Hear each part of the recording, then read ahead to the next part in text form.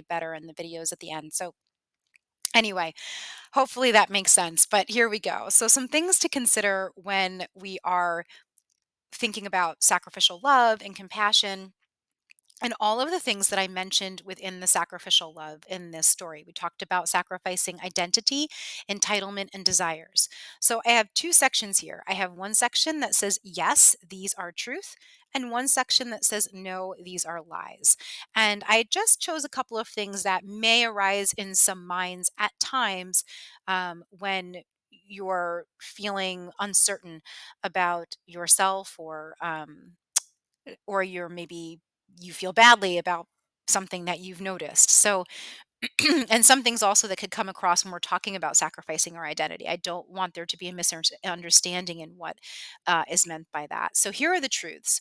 So, number one, you are a unique person that God made on purpose, right? So sometimes when we hear things like sacrifice my identity, it could translate into someone's mind as my personality is useless. That is not what that means at all.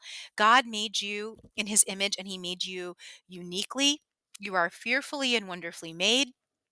There is a purpose for you and your personality, and that can be that your personality can come out in the way that you love others. You can be, if you're creative, you can do things in a creative way.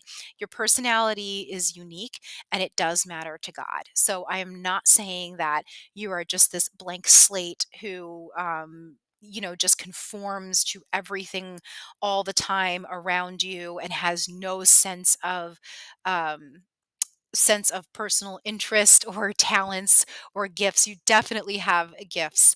All believers have gifts of the Spirit. So I'm not saying that those things don't matter. They do. God made you on purpose for a reason. So the next point here that is a truth. Your thoughts and feelings matter to God. So sometimes, especially as a mom, you might feel this when you're especially in a season where you are doing a lot of sacrifice, maybe when your kids are very small, maybe you're breastfeeding or something like that. I know sometimes you can feel like you have no life, or like you have no ability to do anything. Sometimes moms do experience that, not all, but some do. And it could begin to feel like your thoughts and your feelings don't matter to God. They do.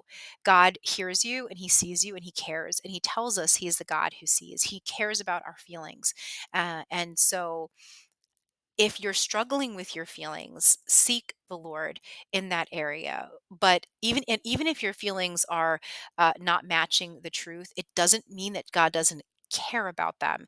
He wants to restore you, and it could be that your feelings um, are not in line with the truth. And through prayer and time and meditation with the Lord, or time in meditating on who God is, and through prayer, time with the Lord, this is something that can be healed, and your feelings can be restored. Next and lastly in this list I have of truths are you are being conformed into the image of Christ. So that's just a reminder. I know I say it all the time, but we are going from glory to glory as we grow in the grace and knowledge of God.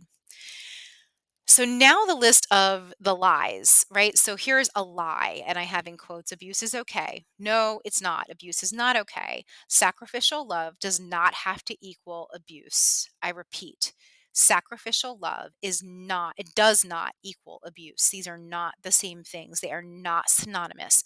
If you struggle with boundaries and you have difficulty with this, I do recommend that you speak with a pastor at your church, seek the Lord in prayer and His Word, maybe consider biblical counseling. Boundaries can be a difficult topic for some people, and it might take some time to work through. But you can have compassion. You can experience true sacrificial love and the restoration that comes with that without being abused. That is possible, and it is healthy, and it is good. And so, I wanted to mention that. Next, here is a lie. The lie that I have written is, you are meaningless. Not true. Again, sometimes when we're giving of ourselves and we begin to lose maybe aspects of our identity that we thought were so important, this pendulum swing can occur where we suddenly feel or believe that we're meaningless.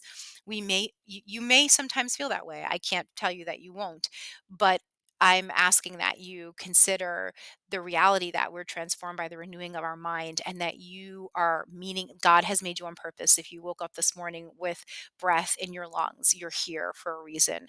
You are not meaningless. That's a lie from the enemy. And so, lastly, we have another lie, and in quotes I have, "You're a doormat." Nope, you're not. Jesus was not a doormat at all. We see times when the Lord went off on his own in prayer because he needed that time. We see times where people in scripture, where he walked away or where people walked away from him. And, he didn't go chasing after them necessarily. He continued to speak with his disciples that were with him. We also see that the disciples were told to dust their feet off when they're not welcome, and that's all real stuff. Okay, so I just want to emphasize that compassion does not equal abuse, and if you are struggling with boundaries, again, I recommend that you seek the Lord in prayer, seek biblical counsel from a professional, and or talk to a pastor at your church. Okay.